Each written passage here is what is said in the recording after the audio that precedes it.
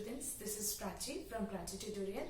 आज हम number system का टाइप 2 क्वेश्चन करेंगे, है ना। तो हमने पिछले क्लास में टाइप 1 क्वेश्चन किए थे, है ना। उसमें हमने दो मेथड बताया था और वैसे ही मेथड तो हम वही यूज करेंगे, बट क्वेश्चंस थोड़ा थोड़ा आप लोग का डिफरेंट आ जाएगा, ठीक है। चलिए देखते हैं। फर्स्ट क्वेश्चन है आपका। फर्स्ट क्वेश्चन में बोल रहा है find rational numbers between 3/5 and 4/5। ये आपका एनसीईआरटी का क्वेश्चन है ना। अब पिछले क्लास में हम जो किए थे, जैसे वो 2 और 3 के बीच का रैशनल नंबर, मतलब सिंपल आपको इंटीजर दे दिया था, है ना। लेकिन अब आप इसमें जो है आपके पास फ्रैक्शन वैल्यूज दे दिए, ठीक।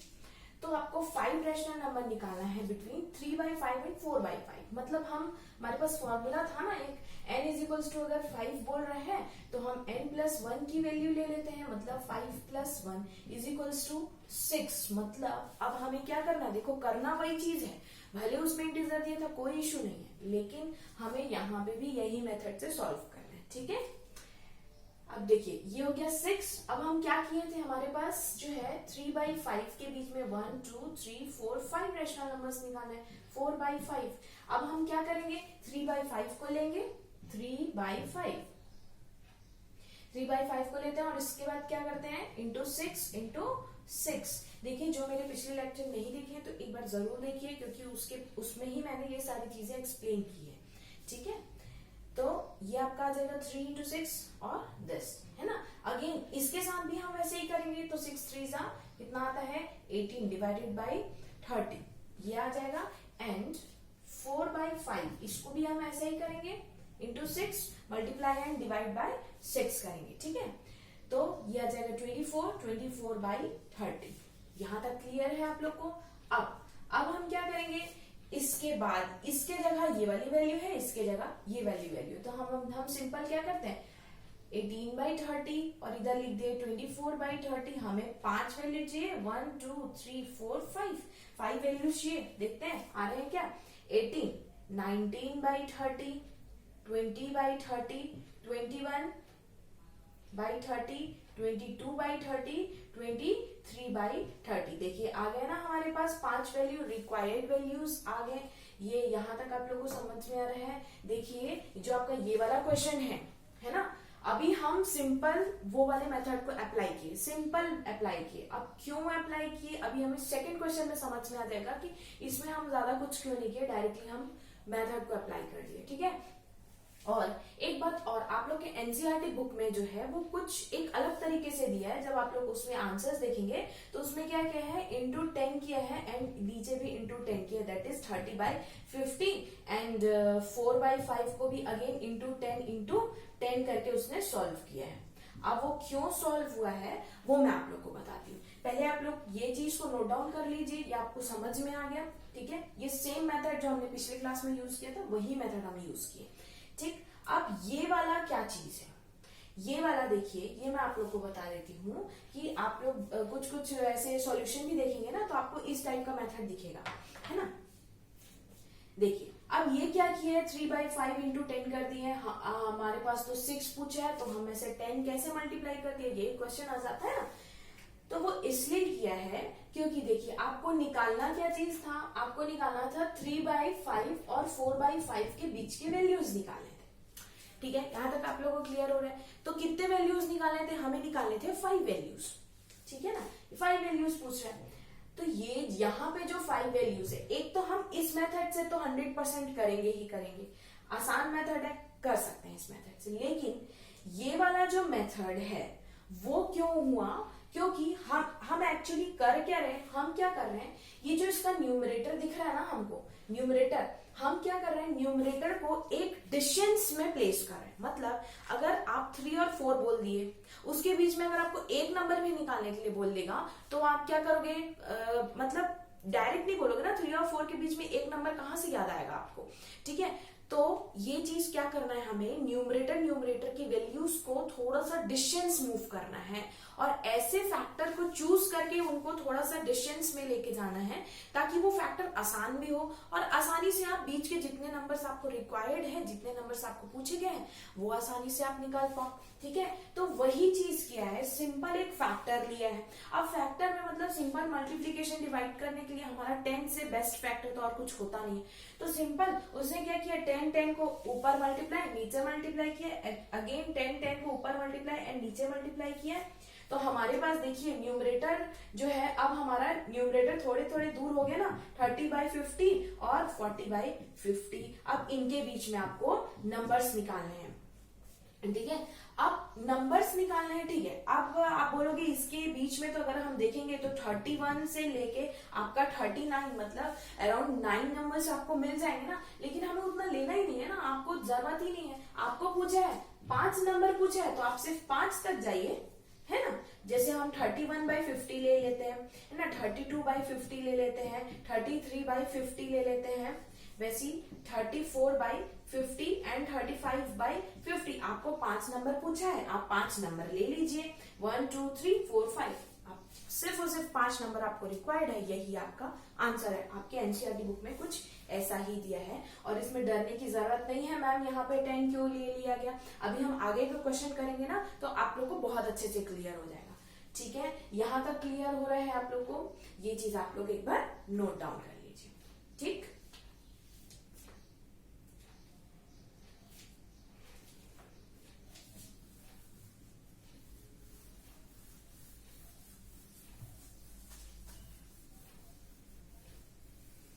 चलिए अब हम करते हैं next question. Find the rational number between 3/8 and 2/5। ठीक है, अभी आपका थोड़ा सा अलग टाइप का क्वेश्चन, अलग टाइप का क्वेश्चन मतलब किस टाइप का, देखिए क्वेश्चन नंबर 2, 3/8 एंड 2/5 के बीच में आपको रैशनल नंबर्स निकालने हैं। अब कितने निकालने हैं, अब आपको तो ये दे दिया है अरैशनल नंबर दे दिया, तो ये तो हमारा एकदम सिंपल है। अरैशनल नंबर जब भी हमको पूछता है तो हमारे पास एक मेथड है ना, वही r+s/2 वाला मेथड। तो मतलब आपको सिंपल एक मिड पॉइंट वाला वैल्यू आ जाएगा, बीच का आ जाएगा वैल्यू। ठीक है, तो ये चीज अभी हम करेंगे, इसको इससे भी हम सॉल्व करेंगे, लेकिन एक और मेथड से सॉल्व करते हैं इसको। ठीक है, तो सबसे पहले अगर आपको एक वैल्यू दे दिया है तो आप आसानी से निकालोगे, हम दूसरा मेथड भी नहीं पढ़ रहे हैं, इसी से हम निकाल लेते हैं।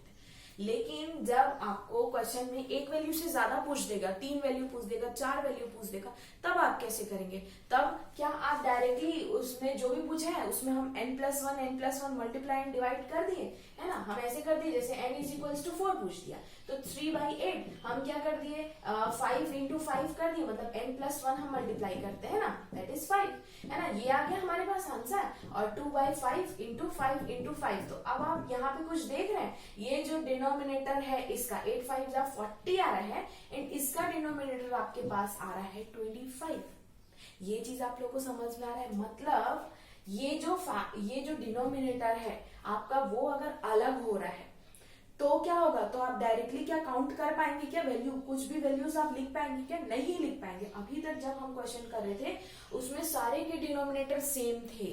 ठीक है, तो हमें क्या करना है, हमारा फर्स्ट स्टेप होगा, अगर इस टाइप के क्वेश्चन आएंगे तो आपका पहला स्टेप ये होता है कि आप डिनोमिनेटर को सेम करिए। हमें क्या करना है, डिनोमिनेटर को आपको सेम करना है सबसे पहले। तो हम सेम कैसे करते हैं, सेम ऐसा करते हैं, एलसीएम लेके करते हैं। ठीक है ना, तो एलसीएम 8 और 5 तो आपका ऐसा नंबर है कि इसमें एलसीएम लेने की जरूरत है, डायरेक्टली हम मल्टीप्लाई कर लेंगे। तो हम क्या करेंगे, 3 को हम 5 से और 8 को हम 5 से मल्टीप्लाई करेंगे, तो कितना आ जाएगा, ये हो जाएगा 15/40। यहाँ तक क्लियर हो रहा है। और 2/5 इसको हम 8 से मल्टीप्लाई करेंगे और इसको हम 8 से मल्टीप्लाई, मतलब इसका मल्टीप्लाई इधर होगा और इसका मल्टीप्लाई इधर होगा, तो 8 2 जा 16 ये हो जाएगा 40। यहाँ तक ठीक है, आप लोग को समझ में आ रहा है। अब देखिए, अब 15/40 मतलब हमारे पास अब ये नंबर छोड़ के हमारे पास आ गया ये और ये नंबर, मतलब हमारे पास क्या क्या आ गया, 15/60 आ गया एक नंबर और 16/40 आ गया हमारे पास दूसरा नंबर। क्लियर हो रहा है। ठीक, अब आप बोल रहे हो सॉरी 60 नहीं है 40, ठीक है। अब आप बोल रहे हैं यहाँ पे कि 15 और 16, क्वेश्चन क्या बोल रहा है, 1 नंबर। अभी हम 1 नंबर को ही देख लेते हैं ना, एक नंबर निकालना है इनके बीच में। तो आप बोलोगे मैम इनके बीच में कैसे हम एक नंबर बताएंगे, ठीक है, क्योंकि ये 15 16 तो अगल बगल में है, समझ रहे हैं कि नहीं, ठीक है। तो हमारा जो मेथड था हम उसको एक बार अप्लाई करके देखते हैं, ठीक है। या फिर आप एक नंबर बोल रहे हैं ना, तो डायरेक्टली आप क्या करेंगे, आर प्लस एस वाला फॉर्मूला अप्लाई करें, दोनों अप्लाई करेंगे, दोनों एक्चुअली सेम है अगर आप एक नंबर के लिए देखते हैं तो, है ना। तो जैसे हम जो मेथड यूज किए थे, हमारा मेथड क्या था, एन आपको बोल रहा है 1, क्लियर हो रहा है ना। पर हम क्या लेते हैं, n प्लस 1 की वैल्यू लेते हैं, मतलब लेते हैं हम 2, ठीक। तो अब क्या करते हैं, 15/40, इसमें हम 2 को मल्टीप्लाई एंड डिवाइड करते हैं, तो 15 2 जा कितना आ जाएगा 30, और ये कितना आ जाएगा 80। यहां तक आ रहा है समझ में। वैसे ही 16 में हम मल्टीप्लाई एंड डिवाइड करेंगे अगेन, तो ये कितना आ जाएगा, 16 2 जा आ जाएगा 32/80, है ना। अब हमें क्या करना है, एक नंबर निकालना था ना, तो 30/80 और 32/80 के बीच में एक नंबर क्या आएगा, सिर्फ और सिर्फ 31/80 आ जाएगा। ये चीज आ रहा है समझ में। और अगर हमने तो इस मेथड से किया है, जो हमने पहले ही, जो हमारा सेकंड मेथड था, हम उस मेथड से सॉल्व किए, ठीक है। और आपको 1 ही दे रहा है, तो आप ऐसे भी कर सकते हो ना, r plus S divided by 2, mid point वाले मेथड थे। तो 15/40 प्लस 16/40 डिवाइडेड बाई 2, ठीक है ना। ये चीज हो गया हमारे पास, है ना। अब इज इक्वल्स टू क्या आ जाएगा हमारे पास, ये अगेन 80 आ गया, ये नीचे गया तो अच्छा 40, हम इसका एलसीएम ले लिए, ऊपर में कितना आ जाएगा 15 प्लस 16 डिवाइडेड बाई 2, ठीक है। तो ये कितना आ जाएगा, ये 40 नीचे उतरेगा तो फिर आ जाएगा 80, है ना। 15 प्लस 15 होता है 30, और ये हो जाएगा 31। देखिए आ गया ना आंसर सेम, ठीक है। तो अगर हमें यही मेथड अप्लाई करना था, तो क्यों हम डायरेक्टली यहाँ पे ही क्यों ना किए, ऐसा कर सकते थे, ठीक है। और ऐसा भी आप कर सकते हैं। यहां तक आप लोगों को समझ में आ रहा है, तो 31/80 आपका आंसर आएगा, ठीक। तो ये तो रही बात हमारे सेकेंड मेथड की, ठीक है। लेकिन एक और जो हम अभी जस्ट पहले हम पढ़े थे, इसमें जो पढ़े थे, जो आपके एनसीईआरटी बुक में दिया है, कोई भी एक फैक्टर लेके सॉल्व किया, ठीक है। तो अगर हम वैसे करते हैं तो क्या होगा, देखते हैं।